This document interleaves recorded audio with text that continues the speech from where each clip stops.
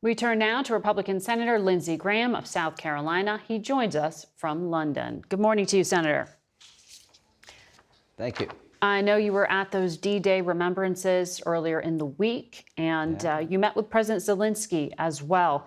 He has asked for more training for his forces and for that to happen faster and inside of Ukraine. Do you support the U.S. doing that? Yes, I do support us training inside the country. You know, the delay in weapons because of House inaction, we did lose momentum. But from the very beginning, the Biden administration, they did not impose pre-invasion sanctions to deter Putin.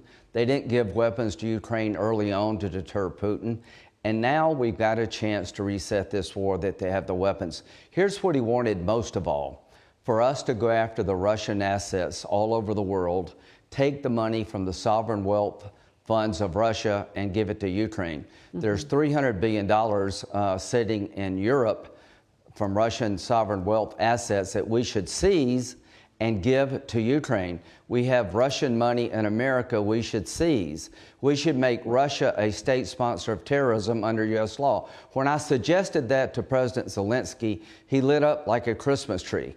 Making Russia a state sponsor of terrorism under U.S. law would be a very big blow to Russia. Right. I don't know that the Biden administration would sign off on that, though. But in terms of what you just mentioned, they won't. with the assets, President Biden did say this morning he had reached an agreement with President Macron of France on the use of profits from those frozen Russian assets to help Ukraine. I know the Europeans haven't wanted to go ahead and seize assets because it would hurt their banks. Yeah. Well, they want to use the interest to help you. Either we're going to help Ukraine or we're not. It's now time to give them the F-16s, let them fly the planes, long-range artillery to hit targets inside of Russia, go after Putin's assets wherever they're at, all over the world, go on the offensive. I think this summer, Ukraine will regain military momentum. Everything we've done with Ukraine has been slow, it's been indecisive. But if we went after the assets that Putin has all over the world, take his money that's stolen from the Russian people and help the victims in Ukraine, I think it would do a lot to end this war. Your Republican colleague, Senator Tommy Tuberville, just this past week said on Steve Bannon's show that Volodymyr Zelensky is a dictator and unconstitutional. And he said this about Vladimir Putin. He doesn't want Ukraine. He doesn't want Europe. Hell, he's got enough land of his own. He just wants to make sure that he does not have United States weapons in Ukraine pointing at Moscow. Those echo some Russian talking points, Senator. I wonder if those remarks from your fellow senator represent the GOP. No, it represents him and him alone. If you spend 15 minutes studying Putin and what he wants to recreate the Russian Empire. He's not going to stop in Ukraine. We celebrated the 80th anniversary of D-Day. It was a failure. It was the unnecessary war described by Winston Churchill. We had a dozen chances to stop Hitler. It's not about NATO, it's not about American weapons in Ukraine. It's about a megalomaniac wanting to create the Russian Empire by force of arms. If you don't stop him, there goes Taiwan. So we've been slow as hell of helping Ukraine, but Senator Tuberville's analysis really misses what Putin's all about. He's an outlier, I think, in the Republican Party. I like him personally. But what did Trump do to get the weapons flowing? He created a loan system. They're sitting on $10 to $12 trillion of critical minerals in Ukraine. They could be the richest country in all of Europe. I don't want to give that money and those assets to Putin to share with China. If we help Ukraine now, they can become the best business partner we ever dreamed of. That $10 to $12 trillion of critical mineral assets could be used by Ukraine and the West not given to Putin and China. This is a very big deal how Ukraine ends. Let's help them win a war we can't afford to lose. Let's find a solution to this war. But they're sitting on a gold mine to give Putin $10 or $12 trillion of critical minerals that he will share with China is ridiculous. I want to get to the Middle East with you as well. Later today, Benny Gantz, one of the ministers in Prime Minister Netanyahu's war cabinet, is expected to announce his resignation, which he has previously said would happen if he wasn't handed a day after plan. The defense minister has also said there is no planning for the day after happening. Where is this headed? I think Mr. Gantz will withdraw from the war cabinet, but Bibi will still have a majority. I like Benny Gantz. Here's what I found on my last trip to Israel just a few days ago. There's universal opposition to creating a Palestinian state by all levels of Israeli society if it is seen as a reward for terrorism of October the 7th. The day after plan, when Hamas is destroyed militarily and they no longer can threaten Israel, needs to be a negotiation between Israel and Saudi Arabia and the UAE to come up with a plan for Gaza and the West Bank to give the Palestinians hope and a better life and secure Israel. That is the only plan I see working. You cannot occupy, Israel can't, in my view, permanently Gaza. That will be a disaster for Israel. Well, Prime Minister Netanyahu hasn't said that clearly yet, that he would not seek to occupy. He's coming July the 24th. I've spent a lot of time with Bibi. He is right to want to make sure there will be no stop to this war until Hamas is destroyed militarily and cannot threaten another October 7th. I've had very detailed discussions with the Prime Minister and with the Crown Prince and this administration. I believe there will be forming in the next week. I want to talk to you more about this. There will be a plan coming about. All right, we have to talk more about this on the other side of the commercial break, though, so just give me a minute or two, and we'll be right back.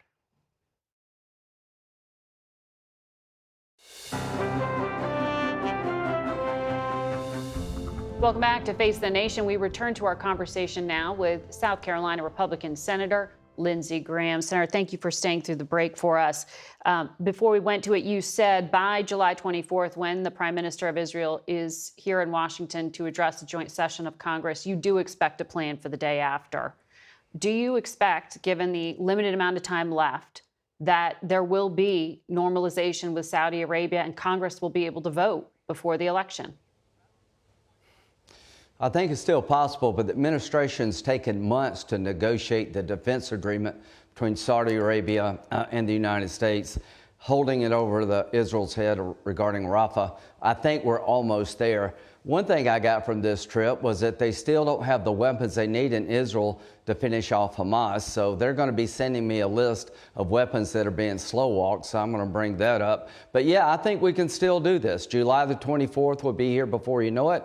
Hopefully major military operations will be over against Hamas if we give Israel the weapons they need. And we can sit down and talk about a vision for Gaza and the West Bank that will give security to Israel, hope and prosperity for the Palestinian people, with Saudi Arabia and the UAE involved. So that is my hope, that is my belief, and I want to help where I can. We'll see if that vote can be taken. Sir, you just mentioned U.S. military aid. Our poll out today shows a majority of Americans, 61%, say the U.S. should not send Israel weapons. 6 in 10 says Israel should stop or decrease its military actions in Gaza. Isn't it time for this war to end now, given that the tide of public opinion is turning against Israel?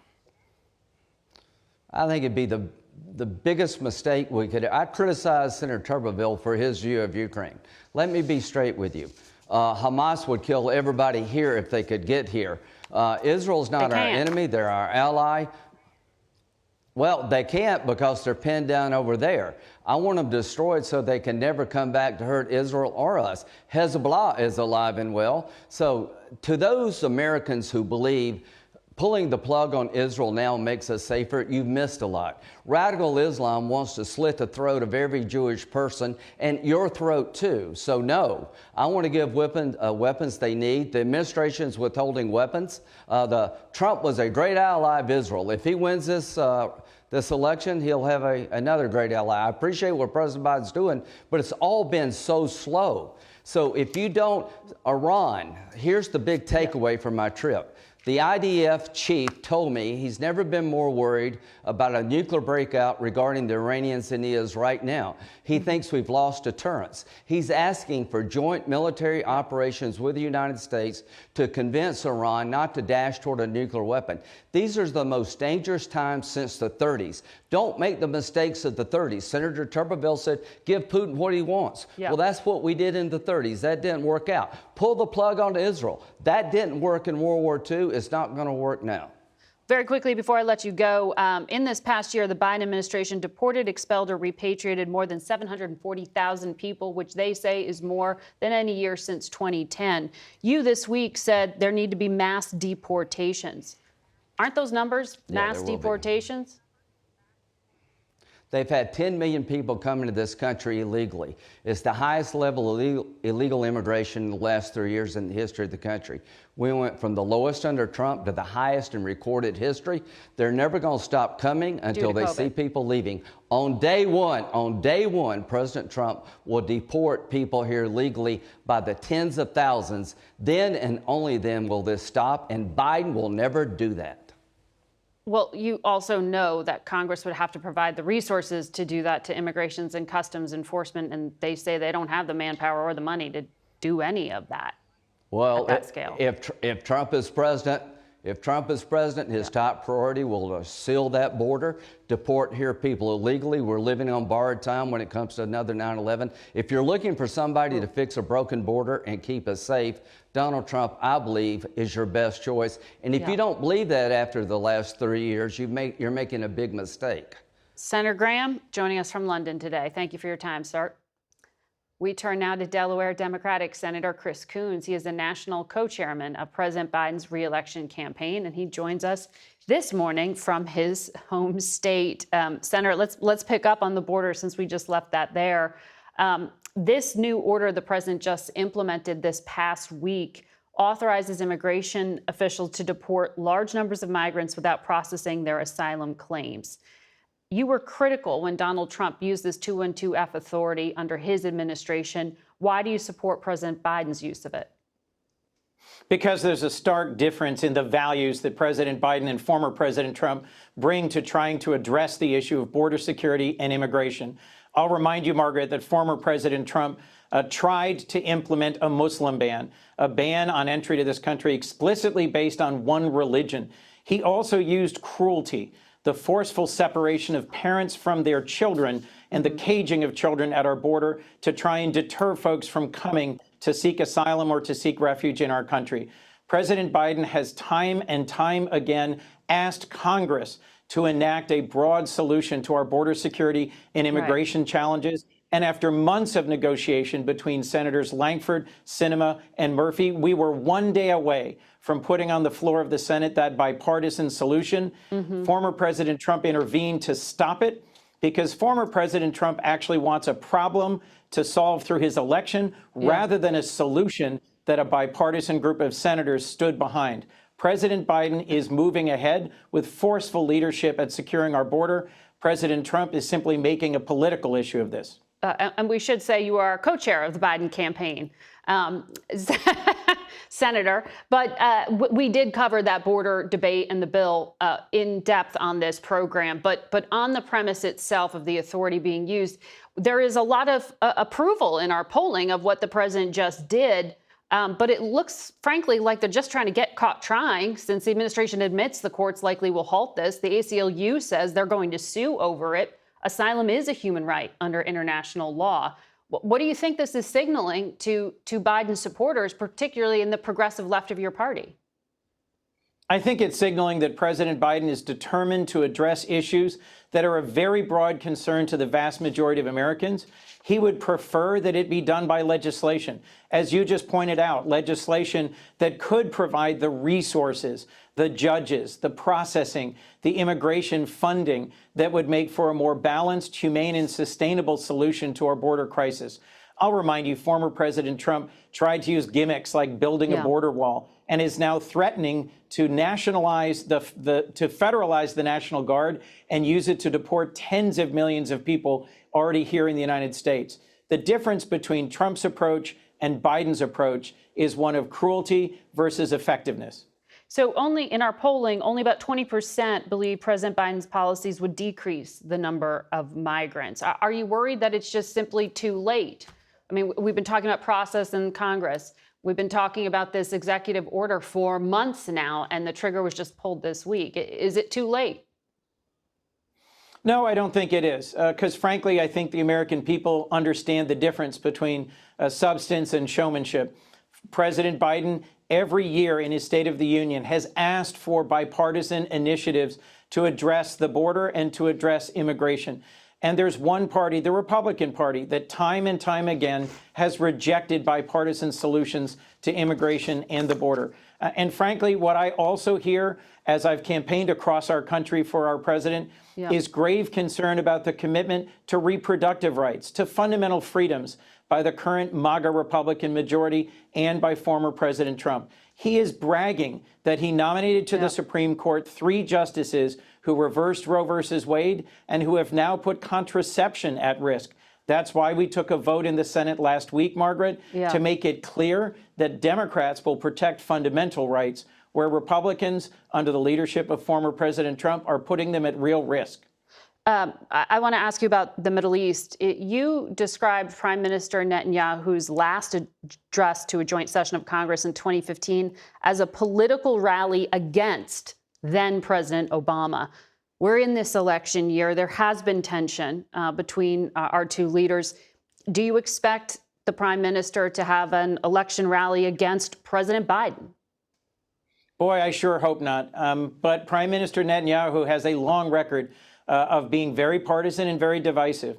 For decades, Margaret, the strong bipartisan support for Israel, for its security, has been a hallmark of our close alliance.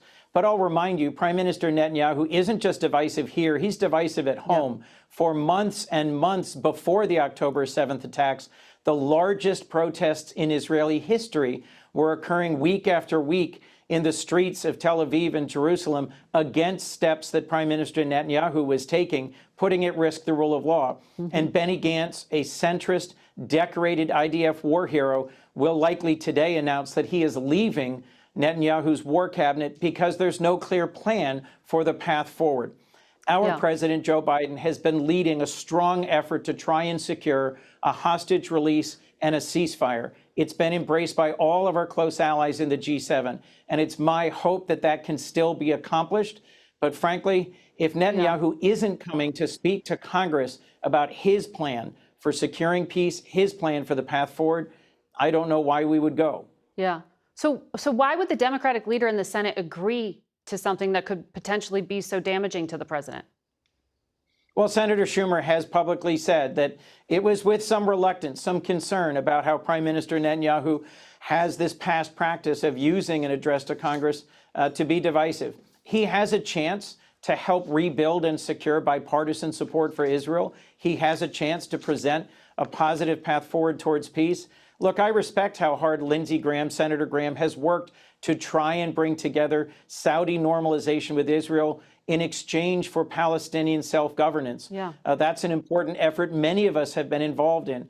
Prime Minister Netanyahu has a chance to show that he will be a real leader, not just a partisan leader, but someone who will try and secure peace and stability for Israel. It's my hope that that's what will happen, and that that's why Senator Schumer agreed to invite him to speak to a joint session of Congress. Senator Coons, thank you for joining us today. Thank you. We'll be right back.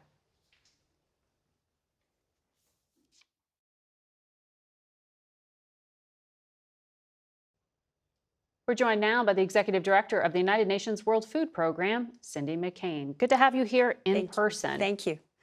Now, overnight, we learned that U.S. pier off of Gaza that was set up by the military has reopened. It had stopped functioning for a bit. How is it going? Because I know you are helping to oversee distribution. Well, right now we're paused because I'm concerned about the safety of our people after the incidents yesterday. We also, two of our warehouses, the warehouse complex, were rocketed yesterday. So we've stepped back just for the moment to make sure that we're on safe terms and on safe ground before we'll restart. But the rest of the country is operational. We're doing everything we can in the north and the south.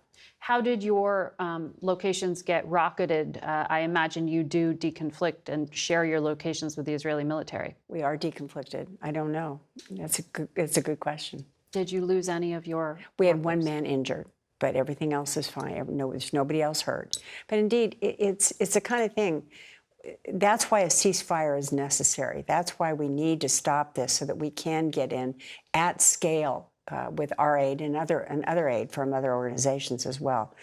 We can't continue this in a way, because what almost happened in the north with famine could happen in the south.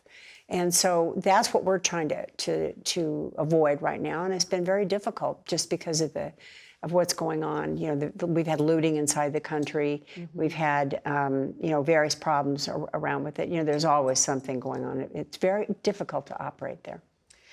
You mentioned just now the full-blown famine in the north. When you said that, it got a lot of attention. Prime Minister Netanyahu was asked about your comments by NBC and said, quote, "Cindy McCain, unfortunately, is misinformed." The Israeli government's been putting out pictures of food being brought into Gaza. They dispute there is famine. How does that square with what you are seeing on the ground? When I made that comment, my people had seen it on the ground, not only evidence of it, but the actual impact of it. Since then, they've allowed us to get more trucks into the north, and so we're getting much more food in up there, and that will stave it off. But listen, the bottom line here is I make choices every day to take food from the hungry to give to the starving. We need a ceasefire. We need it now so that we can feed, and this doesn't happen in the south. We're right on the edge in the south of the same thing occurring. You're on the edge of famine in the south of Gaza? Yes, there's people that are very hungry and don't have access because of the danger, or because they've been pushed, into the center again. So we want to make sure that we can not just get in and feed, but do it at scale. They need more than food too. It's water, it's sanitation, it's medicine. So it's all of the above, because famine is not just about starving, it's about all the other things too. And I know how difficult I've heard it is to help a child with stunted growth. Yeah. You just said you're taking from the hungry to feed the starving. You are dealing with a lot in Sudan as well. Yes. The United States said paramilitary forces murdered 100 people this past week, including children. And I know the Biden administration says the world's not paying enough attention to Sudan. What's happening, and are they already at famine? Well, Sudan has the real possibility of becoming the world's largest humanitarian crisis. We cannot get food in. We can barely get food in, and we certainly aren't getting it in at scale. And you see the results of what can happen if people aren't fed. We're also coming into the lean season, which makes it very difficult many times for our trucks to even operate if they can get in. We need more, same drill, we need more crossings, we need safe and unfettered access. And that's the same for Gaza, by the way, safe and unfettered access. And making sure that we can get in and make sure we can feed at scale. Once again, it's about the agreements from various people and various factions and all of this. Bottom line is people are going to starve to death unless we can get in there. We've been talking all week long about America's role in the world. And the U.S. is still the largest donor to the World Food Program. When you were here last June and we spoke, you said you were trying to encourage China to get involved with funding, but also get their expertise with technology and agriculture. Are they stepping up at all? Are other countries stepping up? Other countries are stepping up. It's not to the scale that it was 2 years ago, but countries have stepped up. And in the case of Sudan, a few more have stepped up to it. Sudan is a forgotten crisis, and its implications being a destabilizing factor in that region can have catastrophic effects. as it comes down the line. So it's really imperative that we get the crossings open, that we have safe access, that the various factions understand that we're humanitarian and we need to have the access. And to your point, U.S. intelligence has said that if this isn't acted upon, that it can contribute to the growth of terrorism. Absolutely. Just like in Gaza. People will do anything to feed their families, and if it comes down to it, terrorism may be the choice they have to make. Cindy McCain, thank you for sharing with us. Thank you. Thanks your for good covering work. it. Thank you. We'll be back in a moment.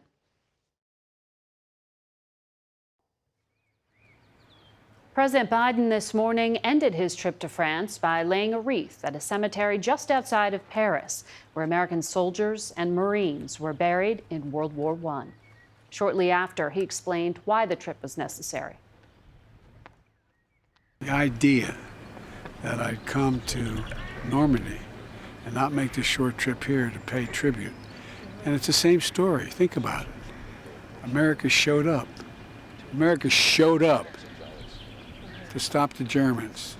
And America shows up when we need it, just like our allies show for us. Earlier this week, the president marked 80 years since the D-Day invasion that helped begin the liberation of Europe from Nazi control and touted American leadership and democracy on the world stage. It inspired us to look at some of the lessons of our past. 20 years after the victory at Normandy, Walter Cronkite returned there with Dwight Eisenhower.